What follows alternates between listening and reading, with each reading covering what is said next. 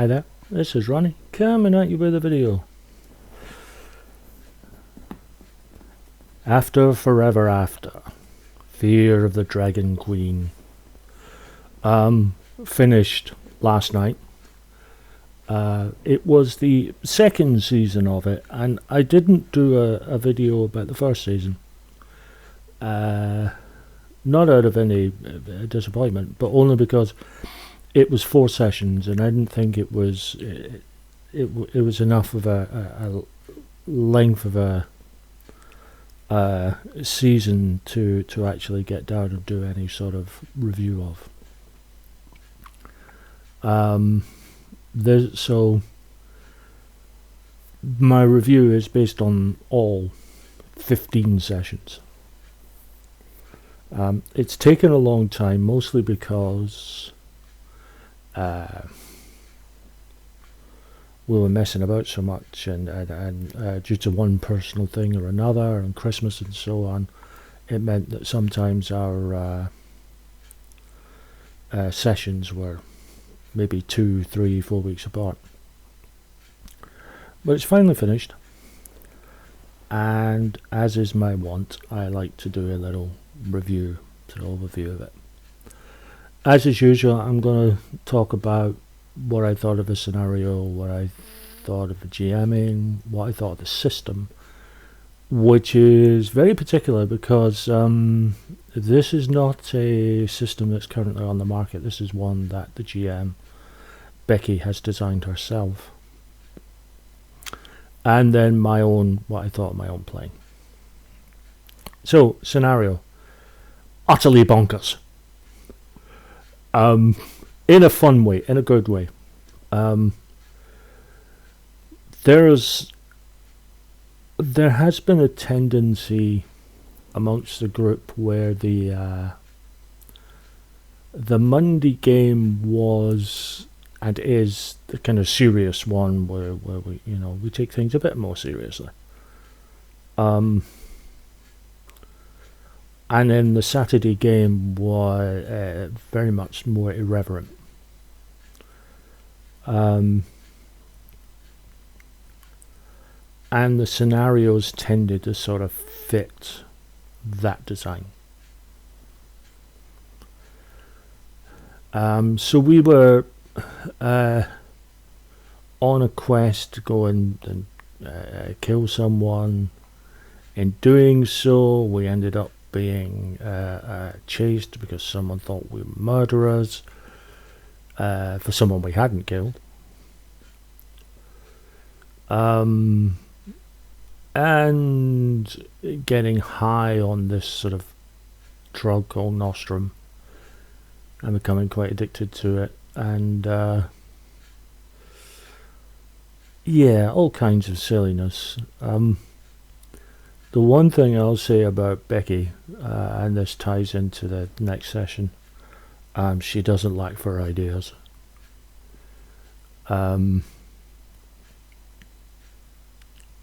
She has an imagination that just flies. And when you're dealing with a very irreverent story, as we were, it can be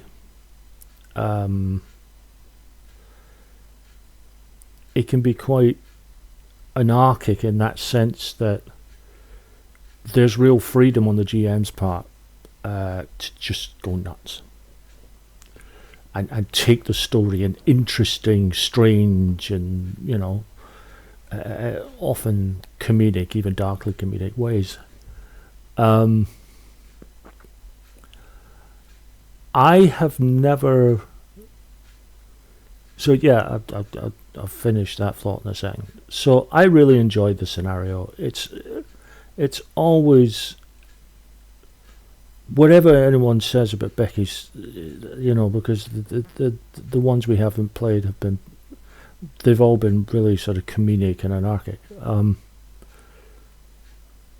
They're so much fun. They're incredible fun. And there's a lot of enjoyment in that. And I think especially as we've spent a good 18 months or so on Massive Nyarlathotep, And that, although there is humour in that, that we kind of had to find just to, stave off the horror of it all. The stuff Becky's ran for Corporation and this has been a nice sort of balance, a nice tonic. Cleansing almost the sort of darkness of the Monday game.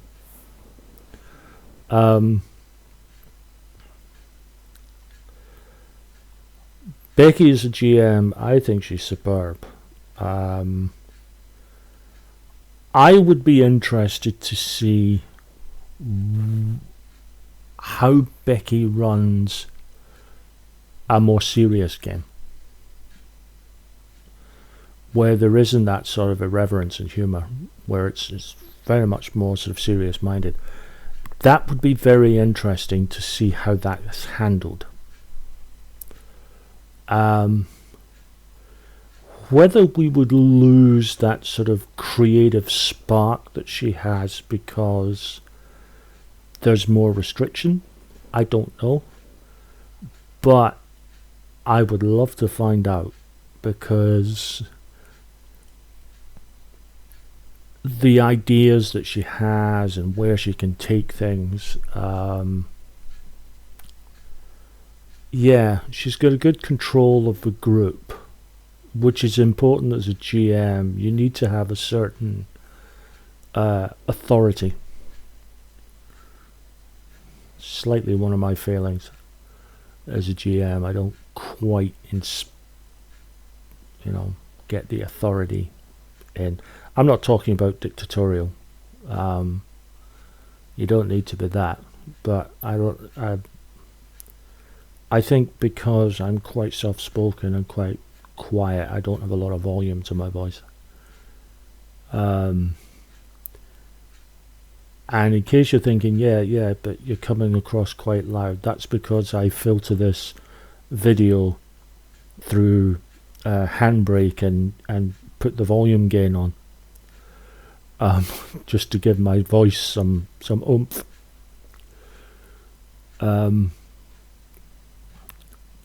But I really like Becky as a GM. She's a lot of fun.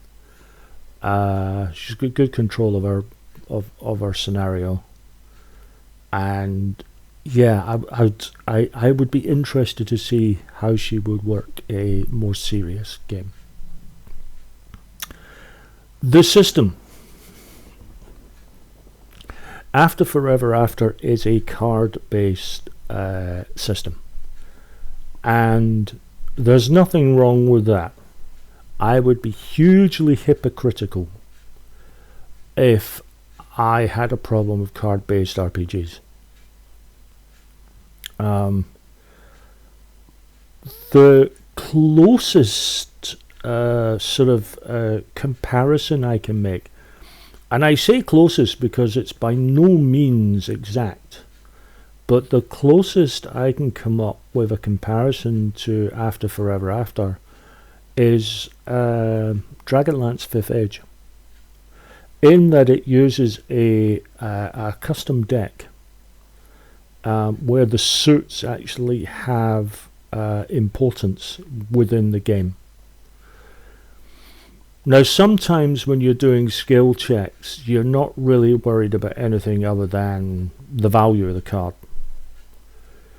But sometimes, especially if you're casting magic, my character didn't cast magic, which I'm kind of glad of in a way.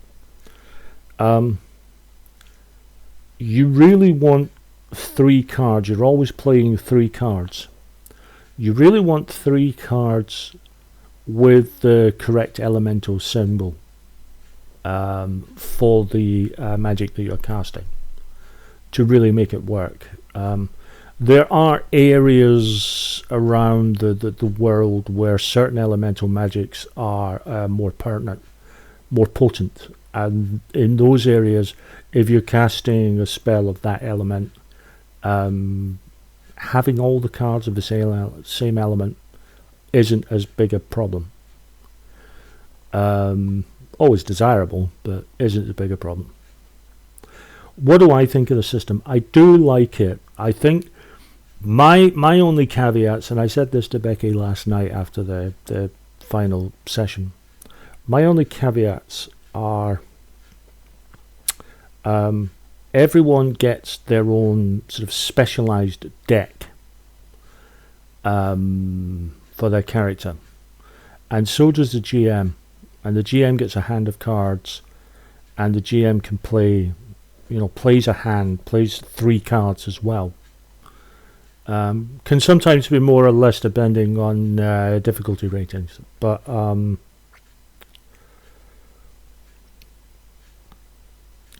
I think just as in Castle Falkenstein, so this is by no means unique to After Forever After. It is a system, because the GM is not subject to the randomizing of dice, that they can actually pick and choose the cards that they play, that it could be a system that's abusable. If you have a GM that's a bit more vindictive, that's a bit more aggressive and combative and adversarial. I've always been of the opinion that a GM should not be an adversary. They are a neutral arbiter. So I would probably tweak. I mean, I tweak the way the GM works cards in Falkenstein to negate that, or severely negate that. And I think something similar might work for AFA, but I would have that as an optional rule rather than tweak the system, because I mean, Becky made it clear last night that what would happen was she'd get a round of cards and she would play the very best hand she had first, regardless of the situation, regardless of the player, regardless of anything that was going on. Whenever she had a hand of six, she would always play the best, and then she would play the best, and then the next best, and the next best, and the next best, down, down, and down. So sooner or later, she's going to have bad cards. And there is a balancer to that, and that's perfectly fine. So that is neutral, because at least it's consistent. She's just playing the best hand all the way down the line, so that she can. And, it will get weaker and weaker and weaker and weaker as it goes. But I can see how that system might be abused by other GMs. So I would have an optional rule just to tweak it. The damage system took a little getting used to. Still not 100% on how damage works. I've got the basics, but how wounds are slotted between minor and major was a bit confusing, but that's not necessarily because the system was problematic. That's down to me. I should have asked, but as usual, anxiety kicked in and low self-esteem kicked in, and I didn't ask when I should have. So that's on me. But a bit of clarity is always useful for those things. Overall, I like the system. The only thing, I said this again to Becky last night, one of the things I miss with playing RPGs round a table, when you're playing RPGs online, one of the things I miss, unless you go out your way to do it, is the tactile nature of using using dice. I mean, on when I'm running Shine Tower, I'm using Roll20 for the dice. When we play Mass on a Monday, I'm actually using my dice. I got a very nice dice tray I got for my birthday. Cthulhu themed dice tray, which, given that we're playing Call of Cthulhu, is entirely right. I've got Cthulhu dice. I've got the dice my dog got. The upshot is I've got dice and I use those, and that's better for me. I'm quite tactile anyway, so that helps. When I'm playing using digital, and I have the same problem when I use Tabletop Simulator. It doesn't. I lose something from that because I don't have the things to hand, and because of that, I don't make optimum decisions because I'm losing a sensation.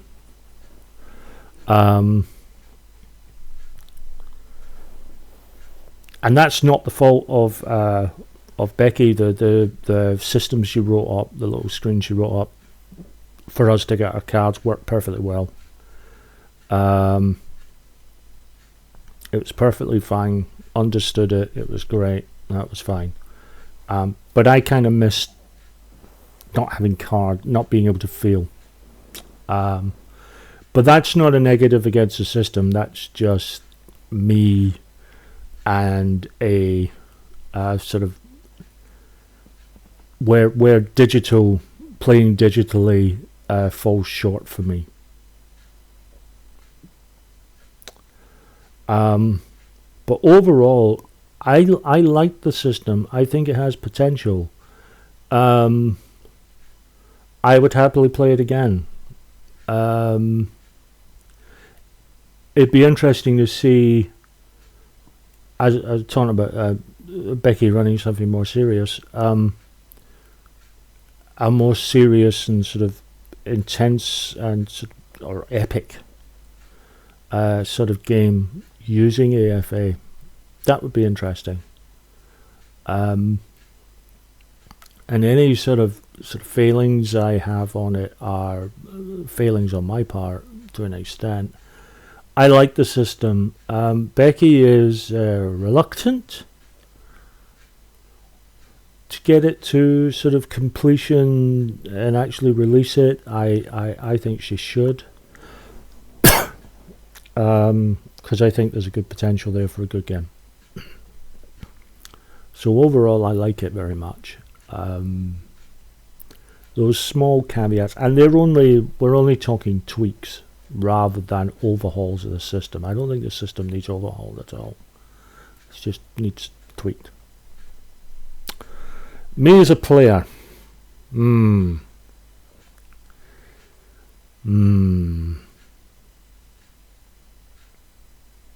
at the risk of repetition, I still feel like the junior partner in there. I mean, I use a lot of humour and a lot of dad jokes to cover up the fact that I often feel slightly out of my depth with the sort of quality of players. And that's, again, I know for myself that's my anxiety and my self-esteem talking, but it is how I feel, and I often worry that I'm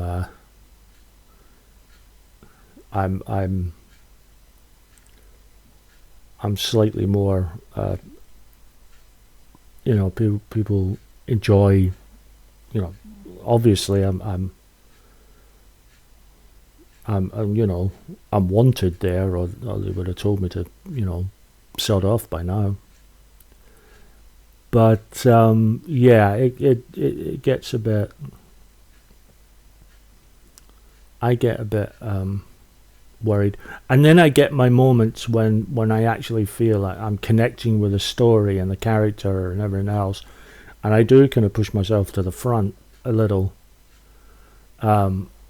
With ideas, and as happened last night, Giorgio came up with an idea, and I don't know if anyone heard it, so I echoed it so that people could hear it, because it was a great idea. And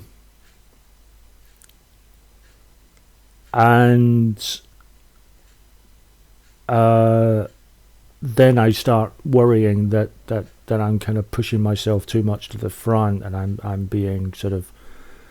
being more of an alpha gamer, and I don't like doing alpha gaming. I really don't. Or moreover, I like it when everyone's an alpha gamer, in the fact that the person who needs to be the person who needs to be front and center in any moment just naturally goes there, and everyone else isn't like, oh, why are they taking up space, you know. I've got that with a lot of players. I mean,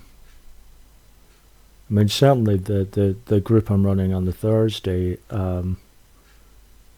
it's 3 alphas where all of them are prepared to take a back seat when they know who needs to be front at the time it needs to happen. So there's a nice, but that's down to them knowing each other for 30 years, and me knowing them for 30 years, and change. So yeah, the self-esteem is still causing problems in that regard. But overall, I really liked the scenario. I loved the campaign. I liked the system.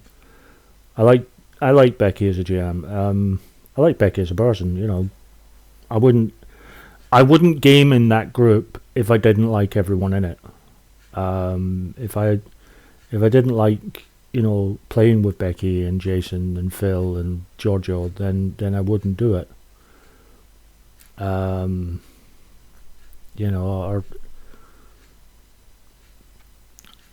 But yeah, it's great. It was a great experience. Really enjoyed it, and I'm looking forward to more.